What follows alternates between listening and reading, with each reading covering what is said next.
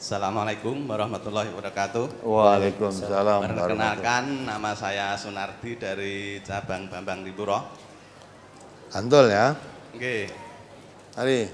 Pertama ini pertanyaan titipan dari saudara sebelah ini. Menanyakan tentang anggota sujud itu ada 7. Salah satunya ujung telapak kaki. Tetapi kukunya panjang, misalnya 3 cm lebih. Jadi yang menyentuh lantai atau tanah itu, ujung kuku itu sholatnya sah atau tidak. Terus pertanyaan dari saya sendiri.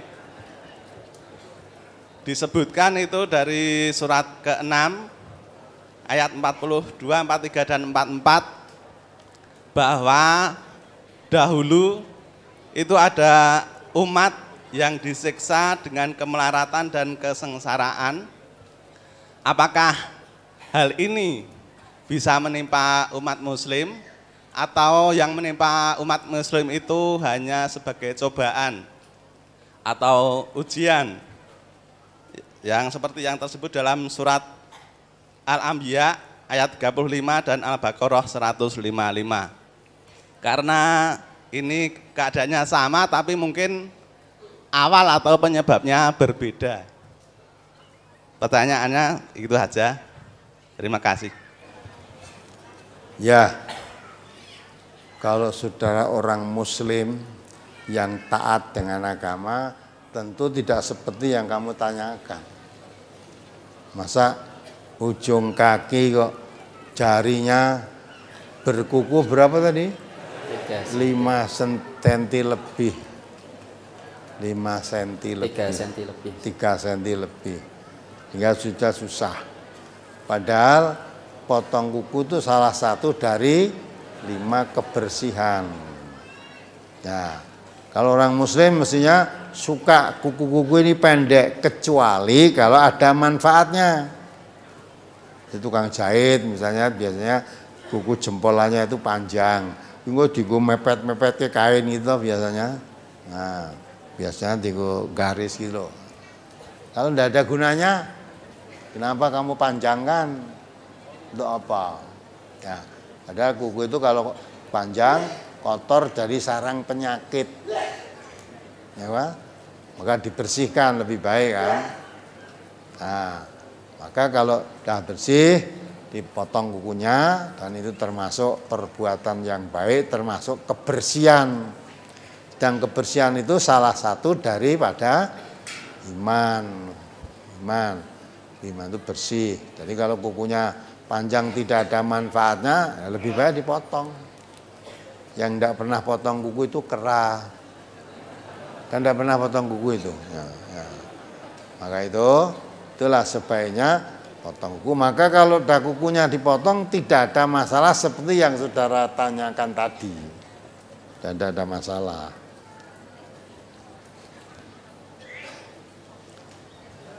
Situ ya, khamsun minal fitri. Saya ngomong itu tidak ngawur, ada dasarnya dari hadis Nabi dan itu riwayat Bukhari, Muslim. Khamsun minal fitrati. Ya. Di situ apa? 5 dari kebersihan apa? Ya, al-khitanu wal istihdadu wa qassul saswa qassus syarib wa qassus syarib wa taqlimul adfari wa nadful ibti. Hadis riwayat Bukhari dan Muslim. Hadisnya tidak diragukan kesokehannya. 5 macam termasuk kebersihan atau kesucian bagi orang yang beriman. 1, khitan. 2, mencukur rambut kemaluan. 3, memotong kumis. 4, memotong kuku. 5, mencabut bulu ketiak. Hadis riwayat Bukhari dan Muslim. Nah, kalau mengamalkan ini tidak ada masalah kan? Maka saya anjurkan kalau saudara merasa kesulitan untuk bersujud karena kukunya panjang, ya udah tidak ada masalah, termasuk kebaikan potong aja kukunya, misalnya yang masalah itu. Kemudian Quran surat, coba dibaca surat Al-Baqarah 2 ayat 155 tadi. Surat Al-Baqarah surat kedua ayat 155. وَلَنَبْلُوَنَّكُمْ بِشَيْءٍ مِّنَ الْخَوْفِ وَالْجُوعِ وَنَقْصٍ مِّنَ الْأَمْوَالِ وَالْأَنفُسِ وَالثَّمَرَاتِ وَبَشِّرِ الصَّابِرِينَ. Dan kami pasti akan menguji kamu dengan sedikit ketakutan, kelaparan, kekurangan harta, jiwa dan buah-buahan. Dan sampaikanlah kabar gembira kepada orang-orang yang sabar. Semua orang hidup tuh bakal diuji oleh Allah. Wa nablukum bisyarri wal khairi fitnah. Semua orang hidup itu akan diuji oleh Allah. Bentuk ujian syar dan khair, yang buruk dan yang baik. Ya, semua itu. Nah, ujian yang buruk salah satu diantara yang disebut ayat 155 Al-Baqarah ini. Wala nabluwanakum bisyai'im minal khaufi wal ju'i wa naqsim minal amwali wal anfusi was samarat wa basyiri sabirin. Ya. Sungguh Allah akan menguji kamu manusia ini ya. Bentuknya ujian khauf, rasa ketakutan atau rasa khawatir. Wal ju', laparan. Ya. Wah, dilalah beras mahal iki wancine panen pangan tikus sisan. Ya. Padahal jaga nggo nyaur utang ya nek wis panen iki bayari sekolah ya panen, apa-apa nggo makan ya panen, lah pangan tikus sudah. Khawatir tadi, bikin bagaimana nanti. Wa naqsim minal amwal, dikurangi harta kekayaannya. Ya. Wis dalah. Panen saya apik-apik, wis nandur apik-apik, dilalah tanahnya longsor. Akhir-akhir ini kan banyak tanah longsor, toh? Apalagi di Banjarnegara, Wanayasa, tanah longsor wis biasa. Ya, Banjarnegara, Wanayasa kan baru saja juga ada longsor di sana kan. Ya. Di Pacitan, di Ponorogo, hampir semua kemarin terjadi. Ya. Sehingga karena kelongsoran tanah itu bisa menghabiskan harta terpendam sak rumahnya, malah kadang-kadang terpendam sak wonge sisan. Nah itu rumahnya rusak udah. Jadi dikurangi harta kekayaannya, wanaksil min amwal. Ya, hartanya dikurangi, wanaksil min amwal. Ya.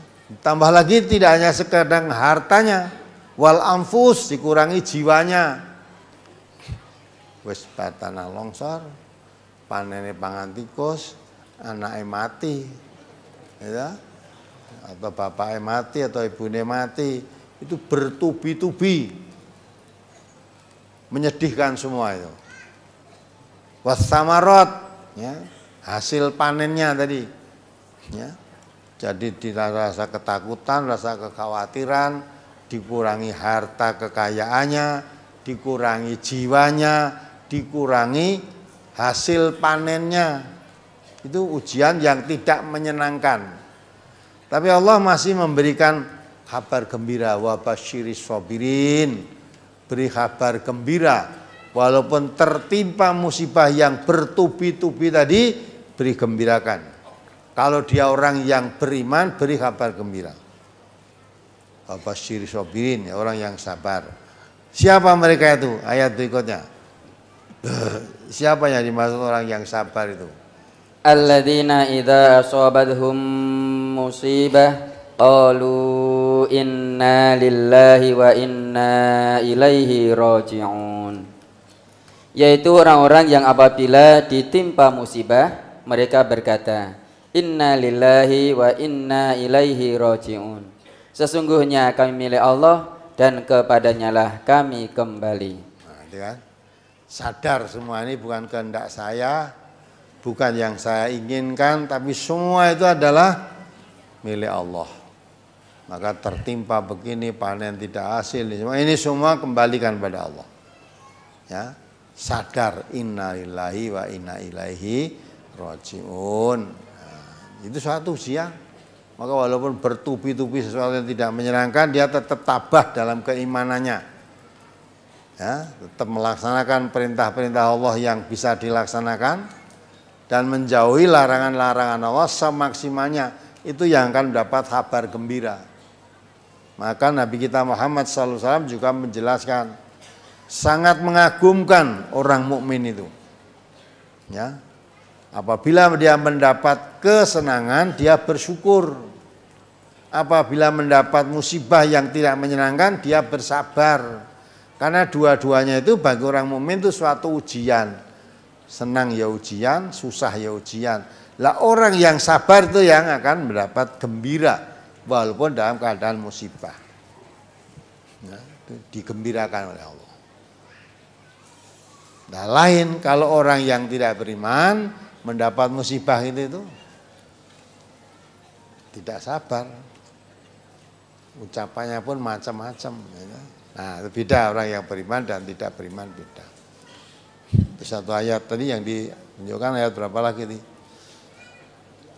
Al-An'am 42 sampai 44 Ustaz. Coba dibaca. Surat Al-An'am surat ke-6 ayat 42 sampai 44. Walaqad arsalna ila umamin min qablika fa akhadnahum bil ba'sa'i wad dharra'i la'allahum yatadarra'un falaula idja'ahum ba'suna tadarra'u walakin qasat qulubuhum wa zayyana lahumus syaitanu ma kanu ya'malun falamma nasu ma dzukiru bihi fatahna 'alaihim abwaaba kulli syai' hatta idza farihu bima utu akhadnahum baghtatan fa idahum mublisun. Dan sungguh kami telah mengutus rasul-rasul kepada umat-umat sebelum engkau. Kemudian kami siksa mereka dengan menimpakan kemelaratan dan kesengsaraan agar mereka memohon kepada Allah dengan kerendahan hati. Tetapi mengapa mereka tidak memohon kepada Allah dengan kerendahan hati ketika siksaan kami datang menimpa mereka? Bahkan hati mereka telah menjadi keras dan setan pun menjadikan terasa indah bagi mereka apa yang selalu mereka kerjakan. Maka ketika mereka melupakan peringatan yang telah diberikan kepada mereka, kami pun membukakan semua pintu-pintu kesenangan untuk mereka. Sehingga ketika mereka bergembira dengan apa yang telah diberikan kepada mereka, kami siksa mereka secara tiba-tiba. Maka ketika itu mereka terdiam putus asa. Nah, itu orang yang tidak beriman. Kalau yang beriman, apapun yang menimpa dirinya, dia sadar innalillahi wa inna ilaihi rajiun. Semua itu dari Allah dan kita semua akan kembali kepada Allah. Ya, memperbaiki perilakunya yang kurang baik tadi untuk berbuat sesuatu yang kebaikan, yang jelek dihentikan, yang baik ditingkatkan. Tapi orang yang tidak beriman kena musibah tadi, ya, tidak ingat pada Allah, malah makin jauh. Sedang Allah SWT mengutus Nabi Muhammad itu antara lain wa ma arsalnaka illa kafatan linnas basyira wa nadhira. Ya. Aku tidak mengutus engkau Muhammad kecuali kepada seluruh umat manusia. Tugasmu basyiran, memberi kabar gembira. Ya, termasuk orang yang sabar tadi wa basyiri sabirin, beri kabar gembira. Basyira wa nadhira, dan beri peringatan. Ya. Kalau orang yang tidak beriman, datangnya musibah, datangnya bencana untuk peringatan bagi mereka. Jangan sombong. Ya, kamu sombong seperti apa? Tidak punya kekuatan kamu. Ya, diberi peringatan. Di Fir'aun itu merasa dirinya karena kekayaannya, karena kekuasaannya, sampai dirinya merasa menjadi apa? Tuhan. Beri peringatan oleh Allah. Ya, datangkan musibah, bencana. Ya, negerinya diserang oleh kutu, katak, belalang, dan tanaman-tanaman habis dimakan belalang itu. Ya, sampai airnya pun berubah menjadi darah. Ya, maka biar ingat, kamu menjadi Tuhan, ya akan kondisimu airmu menjadi darah, makanannya tanaman-tanaman dimakan hama semuanya, ya, dimakan belalang, habis sudah tanaman tidak tumbuh semua. Ya, negerimu dikotori dengan kutu dan katak dan sebagainya tadi. Ya. Nah, kalau Tuhan ngatasi begitu kan gampang, tapi bingung dia. Ya, akhirnya Musa, ya Musa, mintalah kepada Tuhanmu, ya, untuk membersihkan semua musibah yang ada ini. Saya nanti akan menjadi orang yang beriman kepadamu. Itu janjinya. Nah, setelah Nabi Musa mohon pada Allah, semua tadi dibebaskan oleh Allah, ternyata tidak menjadi orang beriman, malah makin sombong. Sampai akhirnya akan membunuh Musa beserta para pengikut-pengikutnya. Akan membunuh, dikejar, atau diberi peringatan, makin sombong. Maka itu pada ayat 44 surat Al-An'am tadi, Allah menjerangkan, ya, falamma nasu ma dzukiru bihi fatahna alaihim abwaaba kulli syai'. Kalau diberi peringatan, tidak mau sadar, dibuka oleh Allah kesenangan yang banyak pintu maksiat yang bisa dia senang. Artinya kalau tadi pintu maksiat mungkin hanya satu pintu, diingatkan malah saya ndodro dibuka oleh Allah. Cara Jawane dilulu, diujo oleh Allah. Nah, ketika dia sedang asik, senang menikmati kesenangan yang dibuka oleh Allah, secara tiba-tiba, sekonyong-konyong datangkan azab kepada mereka. Nah, dia sombong, bangkit kesombongannya, malah mau membunuh Musa berserta pengikut-pengikutnya. Sudah tidak dikendalikan, ditenggelamkan oleh Allah. Musa beserta bala tentaranya di Laut Merah, tenggelam semua itu. Itu pelajaran bagi. Masa Gusti Allah mati kelelep itu. Ya, kalau nelayannya kalah itu. Nah, itu penghinaan. Karena sudah diberi peringatan bermacam-macam, tidak mau sadar. Itu akibatnya. Maka orang Anda juga menjadi sadar karena dengan peringatan-peringatan itu jadi selamat dia. Selamat.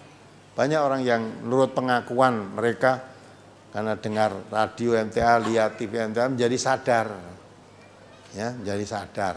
Banyak yang dulu sholat masih sak geleme. Ya, nek mau sholat ya sholat, kalau tidak ya tidak. Halal haram bang, tidak mau peduli, utang barang ora disaur. Nah, setelah dengar radio dia sadar, dengar TV dengan sadar, dia mempunyai kewajiban, saya harus jalan bagaimana bisa melunasi utang-utang saya, bagaimana saya sholat bisa tidak bolong-bolong. Ya, tadi ada yang ibu yang terbuka, ya, dulu tidak pernah pakai jilbab, setelah dengarkan radio, dengar lihat TV yang sungguh-sungguh, sekarang sudah pakai kerudung. Dan dia tersentuh yang membedakan antara Islam dan kafirnya seorang karena sholat. Kalau dia tidak sholat berarti kafir, ya. Dulunya sholatnya tidak sungguh-sungguh sak maune, sekarang takut jangan-jangan saya termasuk orang kafir. Akhirnya sholatnya jadi baik. Itu namanya dapat peringatan-peringatan, sadar. Ya, itu. Kalau diperingatkan kok tidak mau sadar, malah diuji oleh Allah. Buka pintu kesenangan yang banyak. Biar dia sedang menikmati kenikmatan dari berbagai pintu maksiat yang dilihatnya sesuatu menyenangkan tadi, tiba-tiba datangkan azab oleh Allah, mati tidak tertolong lagi. Nah, itulah tadi, ya. Kalau itu orang yang beriman itu suatu ujian. Tahu orang kafir itu peringatan. Mudah-mudahan diperingatkan dengan seperti itu, kamu jadi sadar. Jadi orang yang beriman. Ya, gitulah. Sudah cukup tadi? Tadi satu lagi surat Al-Anbiya ayat 35, Ustaz. Baca.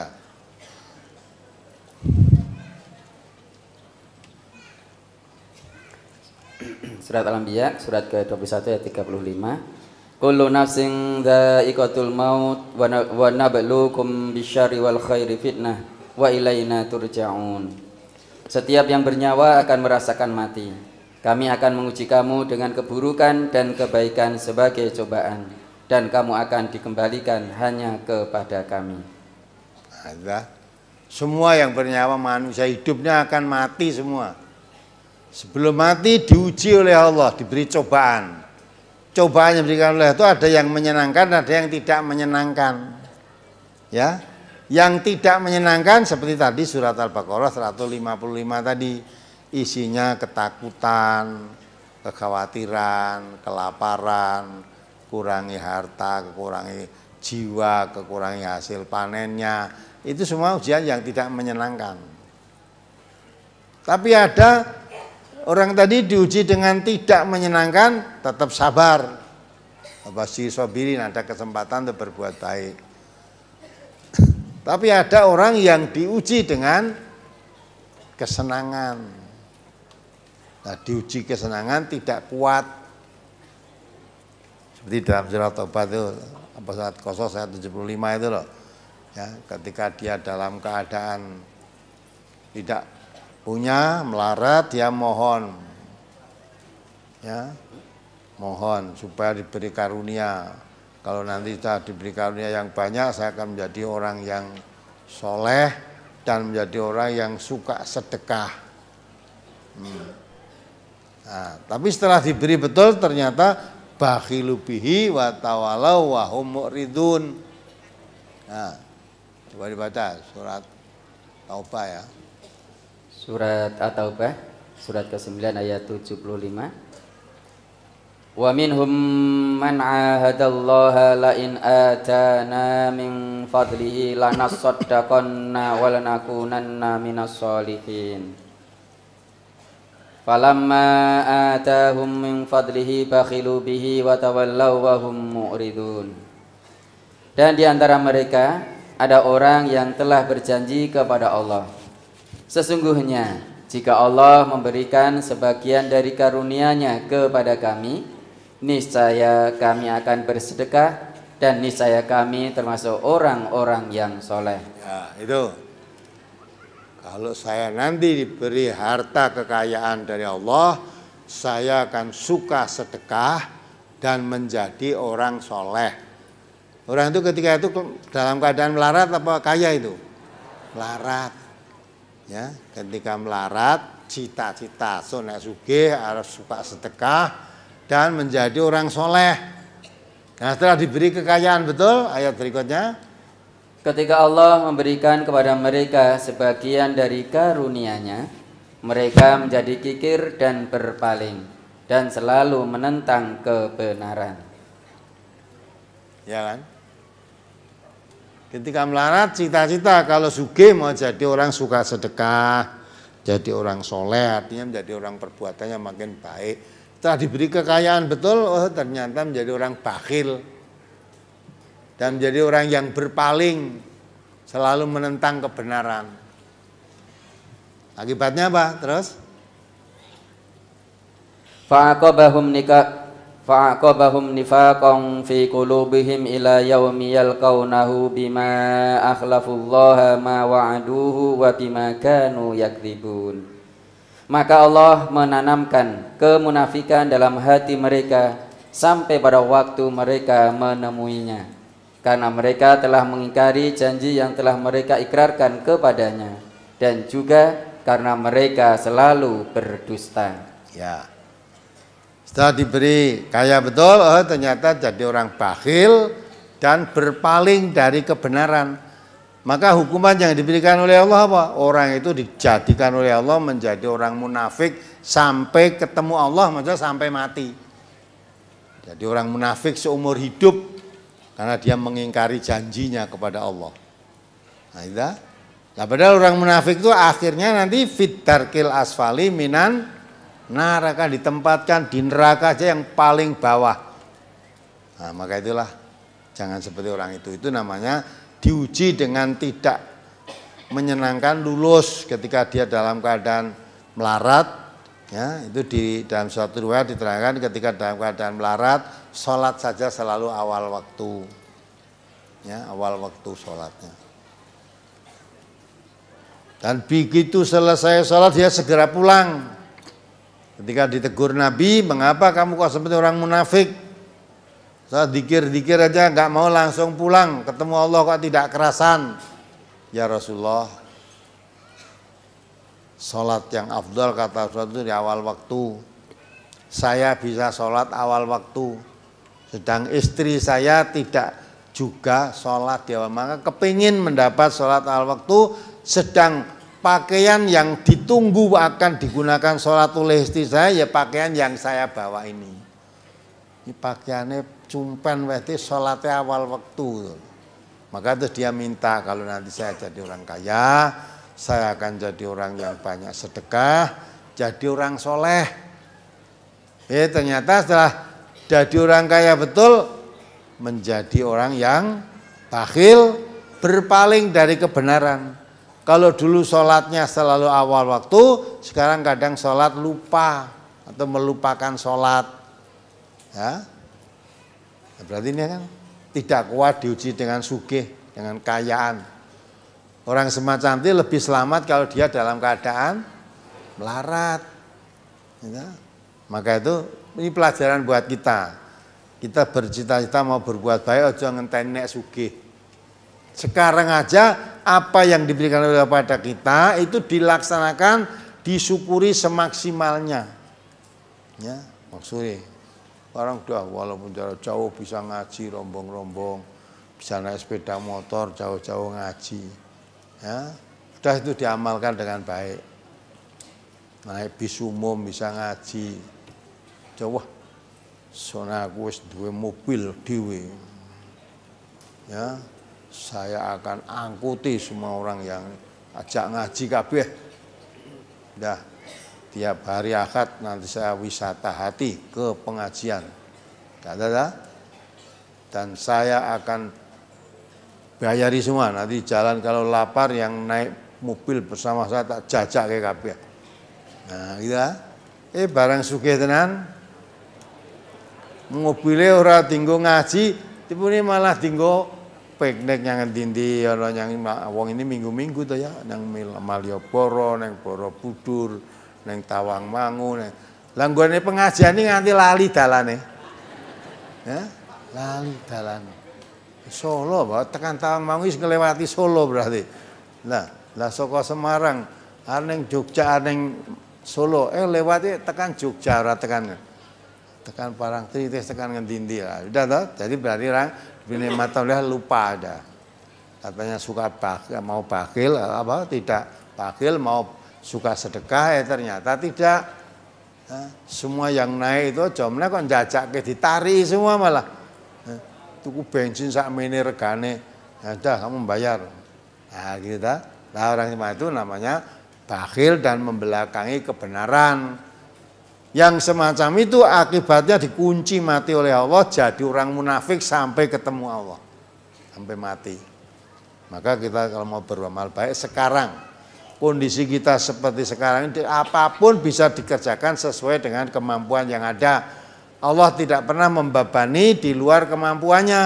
La yukallifullahu nafsan illa wus'aha. Saya bisa sekarang ngaji dengan naik sepeda motor, ya sepeda motor. Besok kalau udah bisa punya mobil ya dengan mobil. Nggak usah sok nek aku ndak ora sok saiki wae. Sekarang ini kamu diberikan oleh Allah apa, kamu syukuri sebaik-baiknya. Kalau Allah kamu syukur pada Allah, janjinya Allah la in syakartum lazidanakum, ditambah nikmatnya. Oh, kamu dalam keadaan ini ngajinya sregep, sholatnya sregep, dakwahnya sregep, tambah oleh Allah nikmatnya. Ditambah. Sehingga tambahnya nikmat itu tidak usah nunggu sok nek anu. Sekarang kamu lakukan dalam rangka syukur kepada Allah. Kalau Allah berjanji akan menambah nikmatnya, innallaha la yukhliful mi'at. Allah tidak pernah mengingkari janjinya. Masuk saja kita menjadi orang yang mendapat janji. Kalau kita mendapat janji, janji pasti dipenuhi oleh Allah.